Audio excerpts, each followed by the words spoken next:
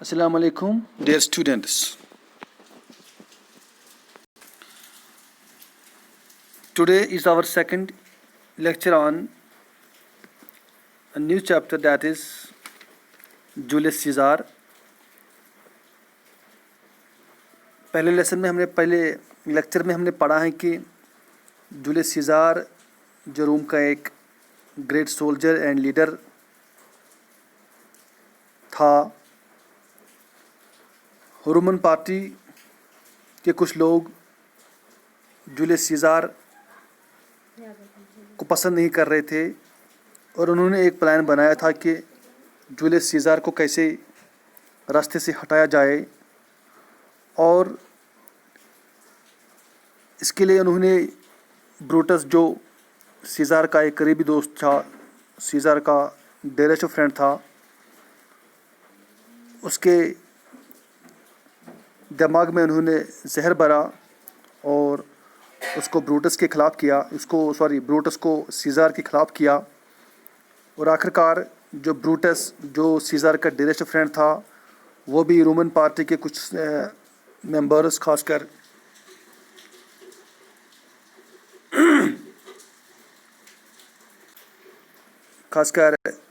Cassius, कास्का and डिसियस के साथ मिलकर वो सीजार के कत्ल का मंसूबा बनाते हैं। आज हमने पढ़ना है Brutus went home greatly disturbed.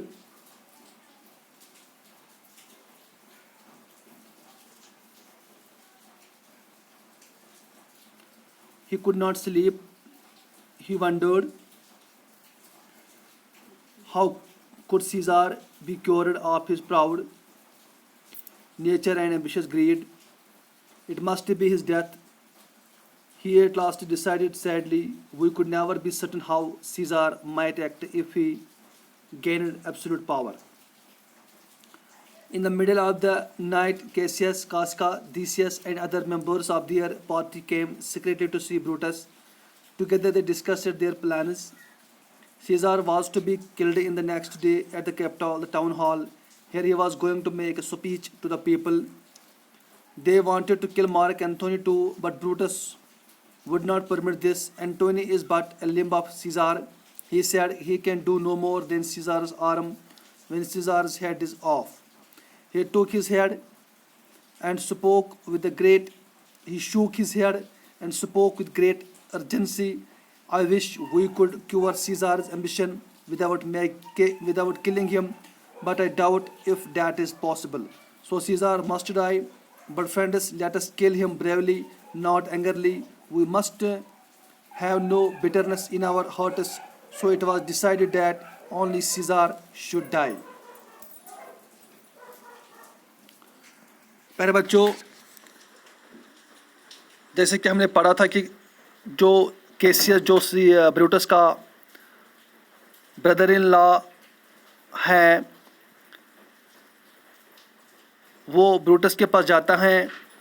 वो सीजार के अगेंस्ट ब्रूटस के मन में, ब्रूटस के दिमाग में जहर भरता है और फाइनली ब्रूटस भी इस बात को मानने के लिए तैयार होता है कि सीजार रोम के लिए खतरा है। आखिर ब्रूटस उसके बाद अपने घर जाता है। वो डिस्टर्ब्ड होता है और वो रात भर सो नहीं पाता है। वो यही सोचता रहता है कि जो सीजार है उसके अंदर हर्ष आ गया है, उसके अंदर घमंड है और वो रोम को ख़राब कर सकता है, तबाह कर सकता है। और ब्रूटस अपने मन में यही सोचता है कि अगर हमने सीजार से बचना है, अगर हमने सीजार से रोम को बचाना है, तो ब्रूटस सोचता है कि फिर सीजार को मरना ही होगा। बड़े दुख के साथ ब्रूटस अपने आप से कहता है कि अगर रोम को बचाना है तो जूलियस सीजार को मरना ही पड़ेगा। और ब्रूटस अपने आप से कहता है ब्रूटस अपने आप में सोचता है और अपने आप से बात करता है कि अगर सीज़र के पास एब्सोल्यूट पावर आ गया तो फिर सीज़र से बचना बहुत मुश्किल है और रोम को बचाना बहुत ही मुश्किल है। उसके बाद आधी रात को केस्का